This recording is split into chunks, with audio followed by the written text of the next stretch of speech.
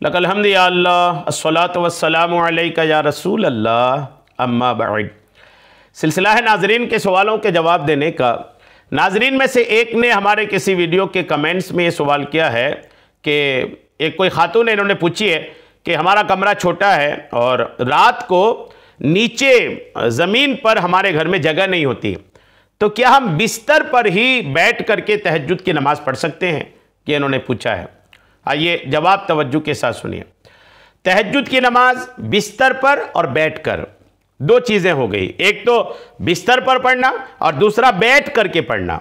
दोनों चीज़ों को मैं क्लियर करता हूं, तवज्जो के साथ सुनिए। बिस्तर पर तवज्जो, अगर आप तहज्जुद की नमाज पढ़ रहे हैं तो कुछ चीज़ें हैं जिसकी आपको ध्यान रखनी है। एक तो बिस्तर पाक होना चाहिए। आपने ये भी पूछा है कि मुसल्ला बिस्तर पर बिछा सकते हैं कि नहीं, तो बिल्कुल मुसल्ला किसी भी पाक जगह पर बिछा सकते हैं और बिछाना चाहिए। और अगर नहीं भी बिछाते हैं बिना मुसल्ले के, अगर आपकी चादर, आपका गद्दा, जो भी आपके बिस्तर में बिछा है, अगर वो पाक है तो बिना मुसल्ला बिछाए उस पर भी नमाज पढ़ सकते हैं, और चाहे तो मुसल्ला बिछा करके भी पढ़ सकते हैं। असल जो तवज्जो देने वाली बात है वो ये है कि आप जिस बिस्तर पर नमाज पढ़ना चाहते हैं उसमें गद्दा कैसा है। अगर मोटा है, स्पंज वाला गद्दा है, तब तो मेरा मशवरा है कि आप उस बिस्तर पर नमाज ना पढ़ें।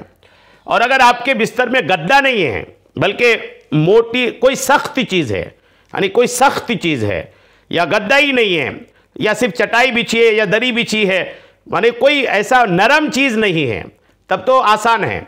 और अगर नरम चीज़ है, चाहे रुई का गद्दा हो, चाहे अभी जो स्पंज के गद्दे अलग अलग तरह के आ रहे हैं वो हैं, यानी अगर मोटी चीज़ हो और वो दबने वाली चीज़ हो, ऐसा कुछ अगर है ना, तो उस पर नमाज पढ़ने में बड़ी आजमाइश है।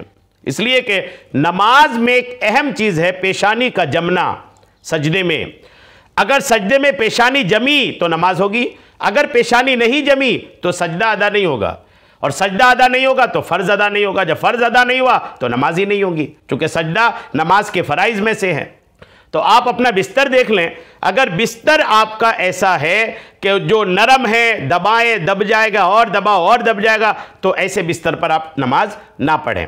और अगर पढ़ना ही है तो गद्दा साइड कर दें और जो पलंग सीधा खुला हुआ है आप उस पर मुसल्ला बिछा लें, उस पर पढ़ें। यानी खाली पलंग में, खाली चौकी, चारपाई जो भी आपके पास, आप गद्दा को पलट दें फिर पढ़ें।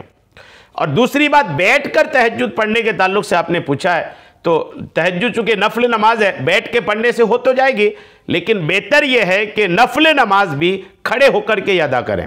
अगर नफल नमाज कोई बैठ कर अदा करता है तो उसे आधा सवाब मिलता है और आधे सवाब की उसकी कटौती हो जाती है।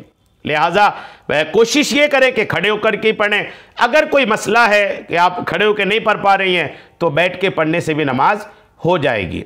उम्मीद है मेरी बात आपको समझ में आ गई होगी। अल्लाह करीम हम सबको शरीअत के तमाम मसाइल सीखने, समझने और उस पर अमल की तौफीक अता फरमाए।